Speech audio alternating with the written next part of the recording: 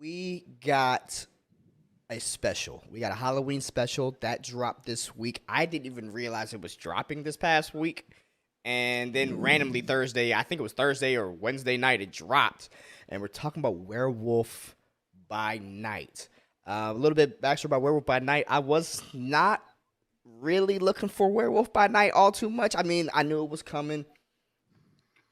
BC, what are your thoughts about Werewolf by Night? Did you also turn it off? Were you not liking it? No, I really enjoyed it. I had a lot of fun watching it, and because I went into it with a lot of questions. Like, okay, is this adjacent to the MCU? Is this outside the MCU? Is this something that they're watching in the MCU? Like, what is this? Because it's black and white and stuff. And I think the black and white thing was more of just like kind of like She-Hulk. It's just a stylistic change for the show, a tone for this thing. But as soon as we start seeing all those heads up on the walls, I'm like, oh, this is big. This has a lot to do with. This has a lot more to do with MCU lore than I thought it was. And then when Ted shows up, man, I'm my like, man Ted. Man Ted. I'm glad you brought him up. Is that bro? And this is why I got excited.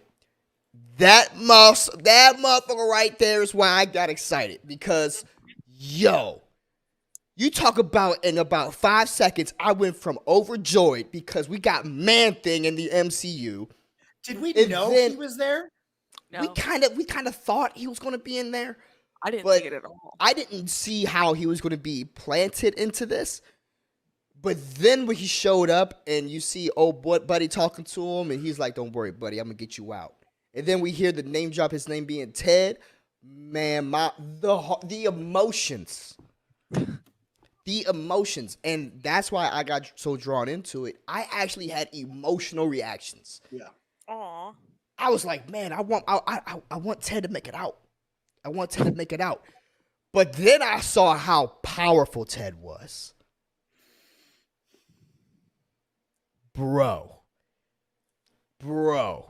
They might have just low-key showed us one of the most powerful beings in the MCU. Oh, yeah.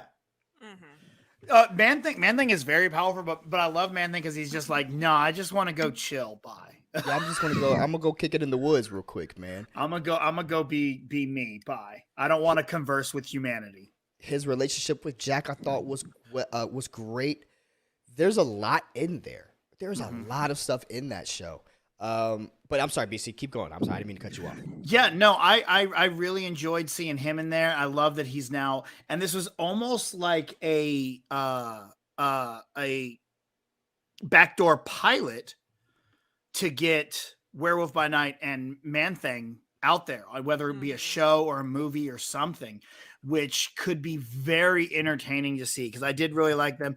And the main girl too, I really liked her. I thought Elsa Bloodstone. Bloodstone, which is not a character I know, but she is a comic book character. Yeah, but it's not one that, like I've never until this I knew nothing about her. And Man-Thing, and not like I knew a lot about Man-Thing either. Man-Thing, I knew more of I know his name and what he looks like, and that he's kind of has a lot to do with the multiverse. It's kind of interesting to see them. Oh, they're bringing him in. I wonder if he's going to have importance going forward. I think that this was low-key showing us, because I think one of the people on the wall was supposed to be a vampire.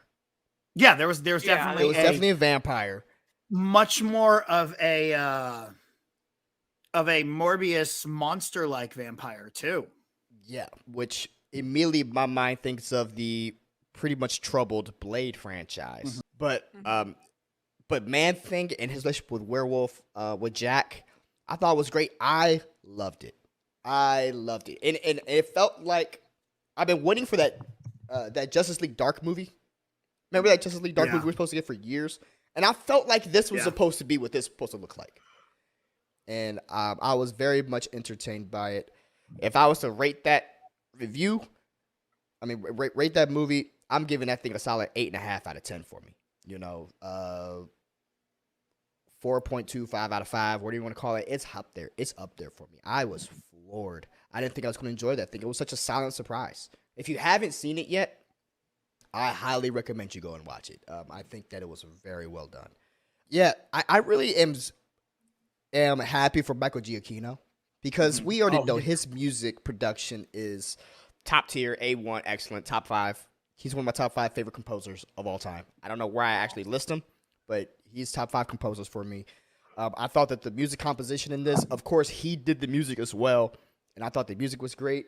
When they had old buddy in the what do you call that? The tomb, and he came up with the robot hands. I laughed at that. I thought that was pretty funny.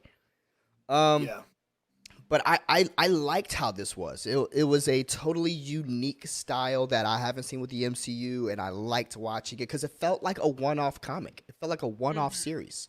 It felt like a zero comic, a zero issue, right? And really took me back to just being a kid again, watching these different kinds of things. And the writing was excellent, man.